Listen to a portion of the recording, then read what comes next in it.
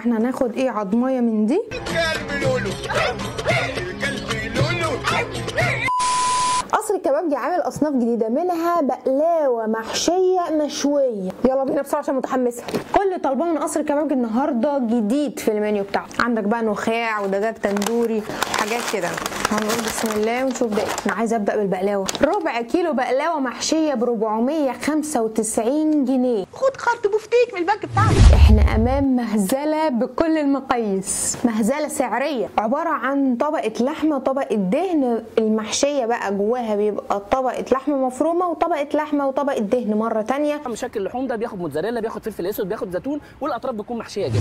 بتخش في سيخ وبتتشوي على الفحم. دي طبعا اسمها بقلاوه، اسمها ابو غاشه. كان في حد في اسكندريه بيعملها بنفس الطريقه دي كده، بس اول مره في القاهره اللي يعملها هو قصر الكبابجي. فتعالوا نجيب حته عيش بقى كده ونتصدم بهذا الطعم. بسم الله. الصراحه جامده، حلوه، طعمها حلو قوي قوي قوي. بس هي الفكره ان طعمها مش جديد، هي طعمها ببساطه طعم الطرب، لان هنا في كفته ودهن فمديني طعم الطرب مع طعم الكباب، الاتنين في واحد ميكس كده، فتلاقيه طعم دسم قوي وغني قوي ولذيذ بصراحه. والدهن خصوصا الدهن الضاني ما بيخش في اي حاجه مشويه بيحليها زياده، حتى لما تكون حته الكباب ملبسه بحته دهنه كده بتلاقي طعمها مختلف ومميز. هنا اللي بيزود في الطعم الطماطم والبصل والفلفل المشويين حوالين البقلاوه دي، فبرضه ضايفين عليها طعم شويه. بس الغريب بقى دلوقتي في الاسامي ان الحلو بقوا يحدقوه والحادق بقوا يحلوه. انت فاهم كويس ولا ايه؟ فاهم كويس؟ يعني يعمل لك طعميه تبقى حلوه، ملوخيه تبقى حاجه حلويات، البقلاوه تبقى حاجه حادقه. فاهمين ازاي؟ يلا بينا. عجبتني قوي. بس طبق ده ب 500 جنيه، هو كده بيخاطب طبقه الرأسماليه المتحلله او الامبرياليه المتعفنه. يا ابني انت كحيان، انت كحيان يا محمد. الطبق التاني الجديد عنده هو نخاع العظم. طبق نخاع العظم ده ب 230 جنيه. فهمت. شفته قبل كده عند براك. وهي اي حاجه معالي زي تقولها لاحمد بدير تقوم تيجي تقولها لي؟ افرضي انها حاجه سر. لا دي حاجه متعوب في التفكير عليها او نقلها كما هي. طيب هو عباره عن العظم بالنخاع بتاعه محطوط عليه تتبيله ومعاه توست، المفروض كده ناكله ايه بيه. فاحنا هناخد ايه عظمايه من دي. بعزم الكلب بتاعك على الحوار ده. بس استنى، بس شويه شوربه وعظمتين للكلب انما ايه؟ ناخد بقى ايه كده بالتوست كده النخاع من قلب العظمايه كده. ده غير النخاع اللي هو الحبل الشوكي. بسم الله. النخاع طبعا حكايه، بس انا حاسه انه طعم التوست مغيره شويه. تعالوا ناخدها بالشوك. تعالى بالشوك اهو. نخاع العظم ده طبعا معروف ان هو دسم جدا ومن احلى الحاجات اللي ممكن تدوقها في حياتك، بس هنا هم حاطين عليه تتبيله قويه قوي، تكاد تكون بتدوق طعم النخاع من بعيد قوي فيها. التتبيله دي عباره عن طماطم على فلفل على توابل كتير، زعتر على روزماري على حاجات كده، تحس ان هي مخليه طعم النخاع ايه اقل. لو التتبيله دي اخف هيبقى اطعم. بس هي الفكره كلها ان هو ب 230 جنيه. تمام. احنا بنروح عند الجزار بنجيب الماسوره، المعنى الشعبي ليها ب 5 جنيه تقريبا. فاهمين ازاي؟ هو بقى بايعها لك ب 230 جنيه. عايز ايه؟ عايز بريال عظم. بس والله هي اختراعات لذيذه يعني، عجبتني بصراحه. يعني بعيدا عن الاسعار، لا الاختراعات لطيفه يعني، جديده و مش اي كلام. الواحد هيستخسر يرمي العظمه دي بعد ما ياكل. نخش بعد كده على الاختراع الرهيب، ولو عرفتوا هو مكونه ايه مش يعني تصدقوا السعر بتاعه. الطاجن الرهيب ده اللي قدامكم ب 575 جنيه. قولوا له النبي دلوقتي في التعليقات، انزلوا له هو مكوناته ايه قبل ما تشوف مكوناته ايه. انا عايزه انبهر. يلا ها 1 2 3 كتبتوا المكونات ب 575. تا طاجن كرنب باللحمه. لا في صباع محشي والنبي. لا اتقى على الله لا تهاب. ما هذه السهوله.